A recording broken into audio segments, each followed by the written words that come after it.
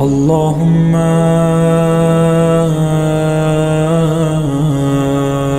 كل ولي الحجة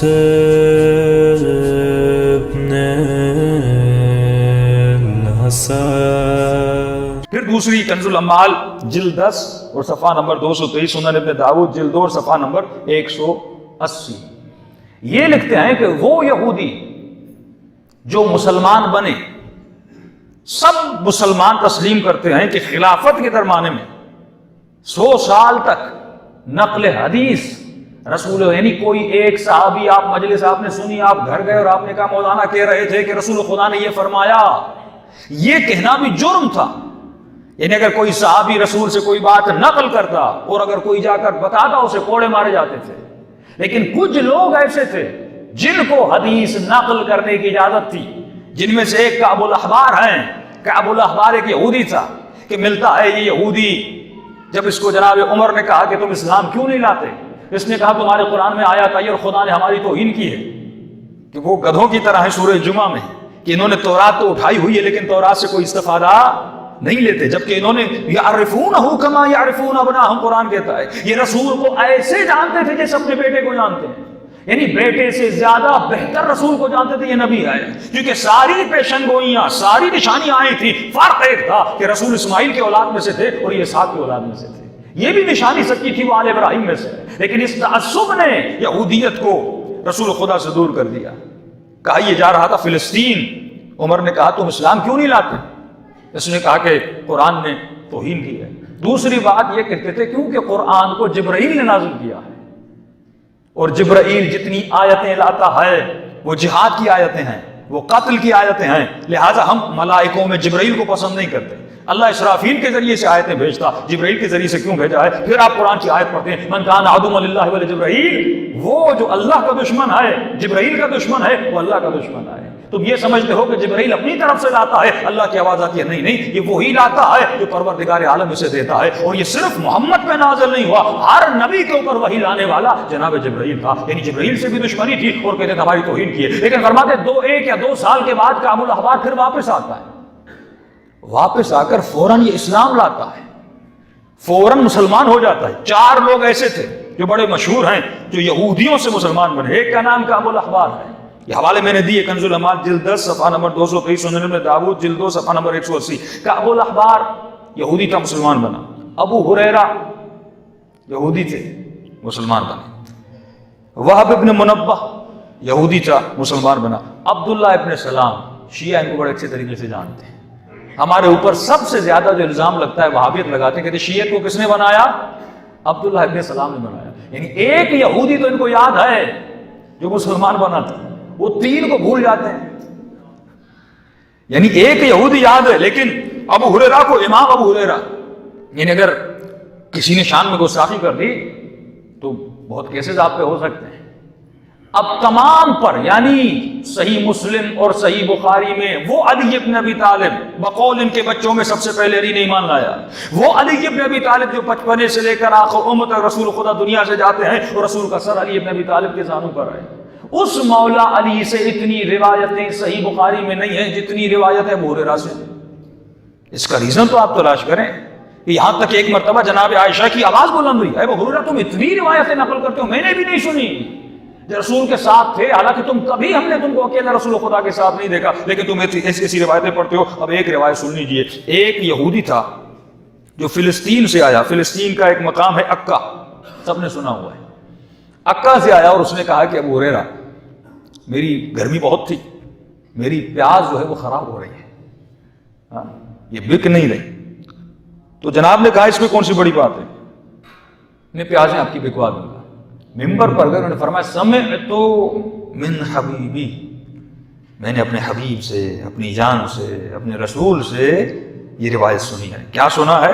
من اکل بصل العک فی المکہ، عکا فلسطین کا ایک شہر تھا، یہودی آتا ہے کہ پیاز بک نہیں رہی، کہ میں نے رسول سے سنا من اکل بصل العک فی المکہ، میں نے اپنے حبیب سے سنا ہے جس نے عکے کی پیاز کھائی مکے میں، وجب لہ الجنہ، اس پر جنت کیا ہے؟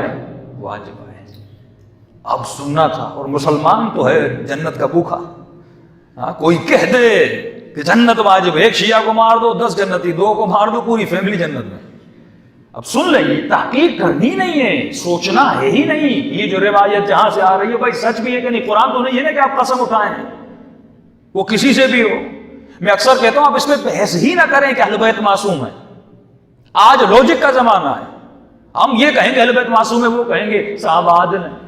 اور عدالت صحابہ کو عصمت سے انہوں نے اور بڑھا دیا ہے.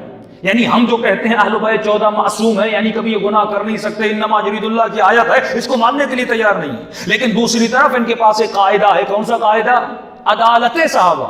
یعنی صحابی کبھی غلطی نہیں کر سکتے. یہ بھی از اکول ٹو عصمت ہے، لیکن عصمت سے 2 گنا زیادہ ہے. میں کہتا ہوں اگر آپ نہ بھی کہیں نا اہل بیت معصوم ہے، آپ کہیں ہم نے پریکٹیکلی دیکھا ہے وہ معصوم ہے. ایک مرتبہ ہوتا ہے ایک بچہ پیدا ہوتا ہے، میں کہتا ہوں یہ معصوم ہے. اب وہ بڑا ہے کہ جو بھی کرے، میں نے کہہ دیا معصوم ہے. ان کی عدالت صحابہ کی گئی اس طرح، یعنی صحابی عادل. اب جو بھی کرے، صحابی سے لڑے، 70 سال ممبروں سے لعنتیں کرے، مولا حسن سے جنگ کرے، کتنے لوگ مارے جائیں، عمار یاسر قتل کر دیے جائیں، لیکن عادل ہے، تم کچھ کہہ نہیں سکتے. ہمارا عقیدہ اس طرح نہیں ہے. جب ہم کہتے ہیں کہ اہل بیت معصوم ہیں، ہم پلس میں چیلنج بھی کرتے ہیں کہ علی کی زندگی سے گناہ ڈھونڈ کے دکھا. عصمت پریکٹیکلی ہے ایک معصوم امام سے. اچھا آپ معصوم نہ مانیے، لیکن آپ ڈھونڈ کے دکھائیے. مولا حسن کی زندگی سے، امام حسین کی زندگی سے، امام زین العابدین کی زندگی سے، امام محمد باقر کی، کسی امام کی زندگی سے کوئی گناہ نہیں ملے گا. یہ القاب ہم نے نہیں دیے، القاب کس نے دیے ہیں؟ لوگوں نے دیے ہیں. زین العابدین لوگوں نے کہا، نام بچپن سے علی تھا، لوگوں نے لقب دیا زین العابدین یعنی عبادت کرنے والا. محمد نام تھا، باقر لوگوں نے دیا، باقر العلوم، کیونکہ علم اتنا زیادہ تھا. جعفر الصادق لقب صادق لوگوں نے دیا کہ یہ سچا ہے. موسیٰ الکاظم، کاظم کا لقب لوگوں نے دیا. امام علی الرضا، رضا لوگوں نے لقب دیا. یعنی لوگ کہتے تھے یہ رضا ہیں، لوگ کہتے تھے یہ صادق ہیں. اور اثر یہودیوں کا کتنا تھا کہ ابو ہریرہ کو اجازت تھی، اور سب سے زیادہ کعب الاحبار، یہ بہت قریب تھے خلیفہ اول کے بھی، اور جناب عمر کے بہت قریب تھے، زیادہ قریب تھے. اور ان سے مشورے لیے جاتے تھے، ان سے پوچھا جاتا تھا. اور تاریخ طبری کہتی ہے انہوں نے ہی جناب عمر کو راضی کیا کہ آپ فلسطین پہ حملہ کریں تاکہ ان کا اورشلیم جسے ہم کہتے ہیں عبادت خانہ جس کو ڈھا دیا گیا تھا، کئی 100 سال پہلے ڈھا دیا گیا تھا، آپ وہاں پہ حملہ کریں. اور حملہ کرنے کے بعد 2 مسجدیں وہاں پہ بنائیں گی. وہ بھی کس کے کہنے پر؟ کعب الاحبار کے کہنے پر. اور اتنا اثر تھا کہ جناب خلیفہ اول یعنی قبل اول جسے ہم کہتے ہیں، اس کا اتنا احترام ان کے ذہن میں ڈال دیا تھا. اور جناب خلیفہ اول کہتے تھے یہ جو ہمارا کعبہ ہے یہ قبل اول کو سجدہ کرتا ہے، یعنی ہمارا کعبہ بھی قبل اول کو سجدہ کرتا ہے. اور جب وہاں پہ مسلمان داخل ہوئے تھے، انہوں نے وہی تکبیر لبیک اللہم لبیک کی تکبیر بلند کی تھی جیسے وہ کہاں پر پہنچے ہیں؟ کعبۃ اللہ کے قریب پہنچے ہیں. یعنی یہ احترام، یہ عظمت، یہ کہاں سے آیا؟ یہ کعب الاحبار نے ان کو احترام دلوایا تھا. صلوات پڑھیں محمد و آل محمد.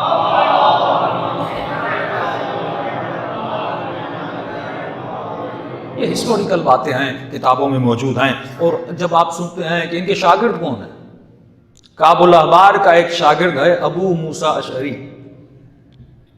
ایسے نہیں ہے کہ آپ سنتے ابو موسیٰ اشعری نے ایسا فیصلہ دے دیا. کڑی کو جب کڑی سے ملائیں گے آپ کو نتیجہ ملے گا کہ ابو موسیٰ اشعری کیوں بنتا ہے؟ شاگرد کس کا؟ کعب الاحبار کا. اب سنیے ان کی کتابوں میں ملتا ہے. یہ در منصور 4 جلد صفحہ نمبر 57. یہ در منصور کے لکھنے والے لکھتے ہیں کہ ابو ہریرہ، خلیفہ ثانی اور عبداللہ ابن عمر اور عبداللہ ابن زبیر یہ کعب الاحبار کو بہت پسند کرتے تھے. جیسے ہم کہتے ہیں کہ جو عقیدہ جس سے ہم ارادت مند ہوتے ہیں، جس کی محبت ہمارے دل میں بہت زیادہ ہوتی ہے، فرمایا بہت زیادہ قریب تھے جناب کعب الاحبار میں. اور کعب الاحبار کو بالخصوص اجازت تھی. وہ زمانہ جس میں ممبر سے نقل قول رسول خدا کی اجازت نہیں تھی، یعنی قال رسول اللہ آپ نہیں کہہ سکتے تھے، بس حسبنا کتاب اللہ آپ کتاب پڑھ سکتے تھے. اور اگر جن کو مدینے میں اجازت تھی ان کو یہ اجازت نہیں تھی کہ وہ مدینے سے باہر چلے جائیں نبی خدا کے اقوال بتائیں. وجہ کیا تھی؟ کیونکہ اگر مدینے سے باہر جاتے رسول خدا کے اقوال اور احادیث کو بیان کرتے، لوگ پوچھتے، اس کی شرح پوچھتے. فرق کیا تھا علی بن ابی طالب کے قرآن میں اور دوسرے قرآنوں میں؟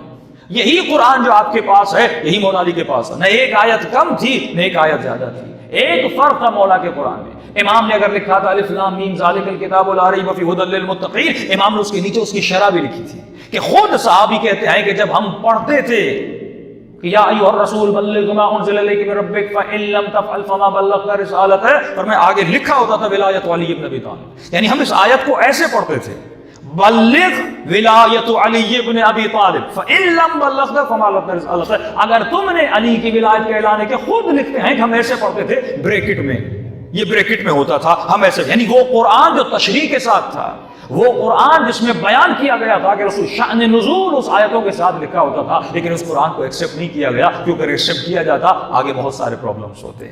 اگر صحابہ مدینے سے نکل کر باہر کی بستیوں میں جاتے اور نبی کے اقوال کو نقل کرتے تو باہر والے ان سے سوال کرتے، اور سوال کرنے کے لیے کس کے پاس جاتے؟ جو سب سے بڑا عالم تھا، اور اس وقت سب سے بڑے عالم علی بن ابی طالب تھے. تو نہ سوال ہوگا نہ علی کے پاس جائیں گے، نہ ذہن میں کوئی سوال پیدا ہوگا علی کے در تک جائیں گے. تو اسی لیے ان کو روکا گیا. اور کعب الاحبار جو ایک یہودی تھا اور یہودی سے مسلمان بنا، جناب خلیفہ ان کو اجازت دیتے ہیں. کس چیز کی؟ قصہ گوئی کی اجازت. کس کے قصے؟ بنی اسرائیل کے قصے. یعنی جمعے کے خطبوں سے پہلے ممبر پر بیٹھ کر یہ بنی اسرائیل کے قصے سنایا کرتے تھے. ایک طرف رسول خدا کی حدیث ہے کہ یہودیوں سے مت پوچھا کرو، یہودیوں کی طرف مت جایا کرو، کسی چیز کا رجوع ان کی طرف نہ کیا کرو، ان کی کتاب میں تحریف ہے، اگر تم جاؤ گے تو جس طرح وہ ہلاک ہوئے اسی طرح تم ہلاک ہو جاؤ گے. لیکن یہ اسرائیلیات کا ایک بہت بڑا سبجیکٹ ہے. عالم اسلام میں آیا، یہ ممبر پر جاتے تھے اور لوگوں کو قصے سناتے تھے، کبھی لوط کا قصہ، کبھی ہود کا قصہ، یہ تمام تر قصے سناتے تھے. یہ تمام تر روایتیں اہل سنت کی کتاب موجود ہے. سب بات پڑھے محمد و آل محمد.